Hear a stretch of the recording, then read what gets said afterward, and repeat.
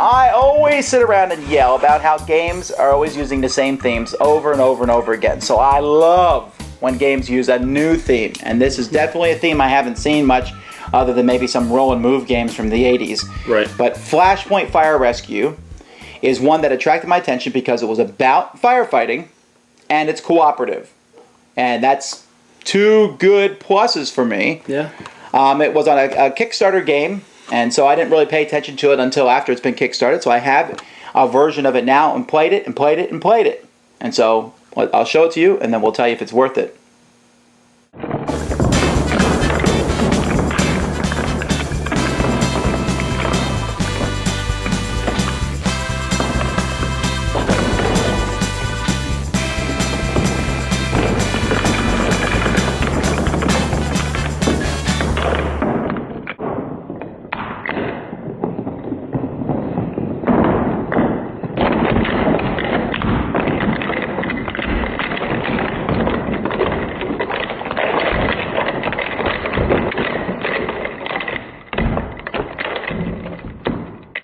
The game has two modes, basic and advanced play, or the experience game. And let me show you basic mode first. This is the setup for the original house, and you can set it up any way you want, but you can see that there's fire going around in different areas, and you can see the rooms of the house. There's these door tokens here, and here's what we call POIs, or points of interest. That could be a person that you have to raise, and it might not be.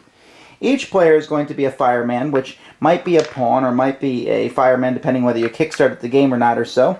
And so you're going to be, on your turn, you're going to start at one of these four doors, and you have 4 action points. You do not have to spend all the action points on your turn. If you don't, you take these to show that you didn't spend them. You can save up to 4 of these. So I guess if you skip your turn, you could have up to 8 actions on a future turn. But anyway, actions are pretty simple. To move costs 1, so I could spend 3 of my actions moving like that. To open a door cost 1, or close a door. To put out fire, well, to change fire to a smoke token, all fires have smoke on the back, costs 1. To completely get rid of fire costs 2. When you find a person a point of interest, you'll turn it over. So I turn this one over and look, it's nothing. I turn this one over and hey, look, it's the family dog. And over here I can turn this one over and oh, it's a person that I need to rescue.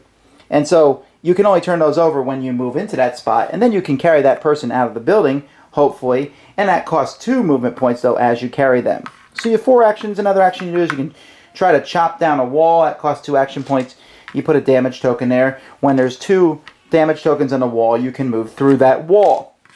However, at the end of your turn, you're also rolling to move the fire. You'll roll 2 dice, a black 8-sided die and a red 6-sided die. That will put a new smoke token on one of the 48 spaces of the house. So here I rolled a 1 and an 8. So we look in the red 1 and go all the way over to 8, which is up here. And I would add another smoke token to that spot. If there already is smoke where you put a smoke token, then the smoke turns into fire. If smoke is ever placed next to fire, that smoke turns into fire. And if you put it on a spot where there already is fire, then there's an explosion. So let's say a explosion hit this spot here. The explosion causes fire to burst in all 4 directions, and there already is fire in this direction, so we go all the way over here, which would blow the door open and put a damage token here, and this direction it would put a damage token there. And so you can see that fire can also damage walls, and you have to be careful because if all the damage tokens are used on the board, then the whole house collapses and you lose. If fire ever, for any reason, runs to a space that has a person of interest in the house, then that person has succumbed to the fire, sadly, and is gone. If it hits a fireman, you're knocked out and you have to start over and come back in again. And so that's basically it. Your object is to rescue 4 of these people, and to rescue 7 of these people, not to let 4 of them die. Now, that's the basic game. The advanced game adds some roles that people can have. And each of these roles will give you a special ability. For example, the rescue specialist here has 3 extra movement action points that they can spend per turn, and they can chop for only 1 action point. However, it costs them double to put out fire. While the generalist, he has no special abilities, but he has 5 action points. And so different people have different special abilities that they can use over the course of the game. Also, there is a fire engine and ambulance that drive around the outside of the board. You can drive them from one spot to another. That helps you get from different places on the board around the outside, but also you need to get your victims to the ambulance. And the fire engine, someone can stand in the fire engine and shoot a large amount of water into one quadrant of the house. And there's actually a neat mechanic where when you roll the dice to see where the water hits, and it will, if it's not the number rolled is on a different quadrant, you simply turn the die to the opposite side to get the water to hit the quadrant that you're in. But the game is not, even with all these extra cool things, the game is actually much harder because there are things like hazardous waste in the house that when the fire hits that, it will explode. There are little hot spot markers, and you can control how difficult the game is by putting these out on the board, and whenever you roll to put fire on one of these spots, you roll again, and you keep rolling until you get to a non-hot spot space. There's always 3 persons of interest on the board in both games, so if at the end of the turn there isn't one because you rescued them or they've died, then you'll roll the dice and place a new one. And if you look real closely here, if, for example, I roll one in this fire space here, there's a little blue arrow there that shows you that if I can't put a person in fire, so then I'd put them in this spot. And if that had fire, I'd go to this spot. And you always have probably a spot you can put them in with this little arrow mechanic. Each arrow points to a nearby space, and that's pretty cool. So the advanced game is basically the same. There's just some more special abilities that players can take by driving. Each of the special crew members has things you can, if you don't like the one that you have, you can go to the fire engine and change. You know, I don't want to be the paramedic anymore. I need to get this hazardous waste out, so I'm changing to the hazmat technician. And you can even do that for an action point. Other than that, that's basically how the game works. And you're just trying to rescue people. You can see that there's another house on the other side of the board, and I believe there's other boards for the Kickstarter people who got involved with this, but there's other boards I would imagine that are coming in the future. I'm really impressed with this game, although it's interesting that this game is very similar, I think, to Pandemic, and I'm not sure where I place it in comparison with Pandemic. I want to say Pandemic is a better game, but that I have just as much fun playing Flashpoint Fire Rescue. I'd be careful to compare the two. I think they're on 2 different levels. They will scratch 2 different itches. Pandemic is more epic. This is more, I guess you could say, squad level. So, sorry, but you just took them and turned them into war games. I know, but it fits. I guess they are war games in a sense. Well, it's not. It's a war-ish themed game, but. Epic, what I mean by epic is that Pandemic has a very broad field of effect, whereas this, you're in a house, you have a closed circuit of a closed company of actors or characters. So, I don't know, it just feels different than Pandemic. It's along the same vein, I guess you could say, as Pandemic, is where you're trying to avert, catastrophe. But it just has a different feel for me. So well, it's still that typical cooperative game. Yeah, I don't know if there's a way around it where you do something good, something bad happens. You do something good, something bad happens. The thing about this game that I haven't seen with too many other cooperative games is that the bad things that happen are fairly random. Fire is going to spread, and you're never sure where it's going to happen in the house. Right. But I think that's thematic because fire can crawl through.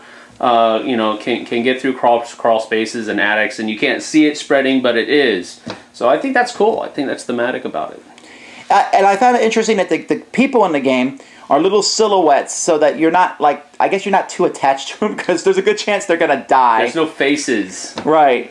And even the dog doesn't have a face. Yeah, I think every game I've been in so far, there's been a discussion on why the dog and cat are worth the same value as humans.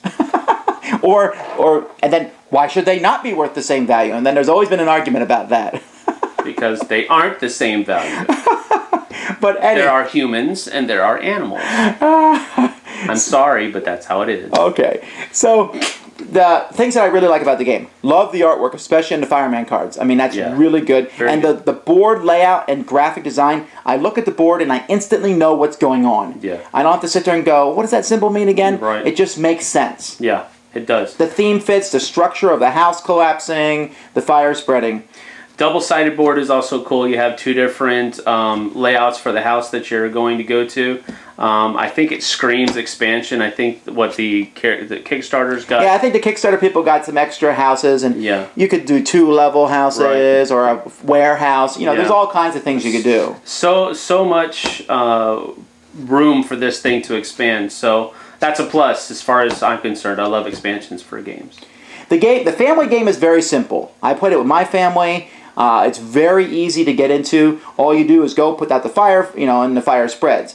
The advanced game for gamers is very simple, and I thought, anyone could understand this. But I did play with one group where there was one guy who really didn't catch everything, and even another person we were playing with, and she kept saying, why do you flip the die here type situation and such. And so maybe it wasn't as simple as I thought. Well, to play the game is simple. I think there's some nuances that will take a couple more plays to actually completely understand them. But understand it's not a simple game to win. It's a simple game to play because we didn't win. No, in fact, we came really close, but we didn't I've win. seen the game won, but I have not yet won. And I think you can set the levels to easy, super hard, and I think if you set it on super hard, I think to win would be very difficult. But even on easy, even if you know the game, like for example, Pandemic, I think unless I get super unlucky, I'm going to win Pandemic on the basic level. In this game, you still might not if you just get unlucky with how rolls happen. It just might happen that way. Yeah, the thing he was talking about earlier is the randomness of the game. The fire does spread very randomly. In Pandemic, you can almost predict you can predict how everything's going to spread if a certain card comes up. You can't really do that with Flashpoint Fire Rescue. The fire really does randomly pop up wherever it goes. So, well, I think I'm going to give this one 2 fireman axes up, sharpened, and I say this is one of the best family games of 2011. Okay. Did I take yours? No, I would. I guess I'll jump on that. I'll say that. I'll give it 2 water cannons up. Okay. And I'll jump on and say that this is a definite pickup for people. Yeah, if you see this in store, grab it. I don't know how long it'll be in print, but so far, any card and games have done really, really great games. This is just another good one.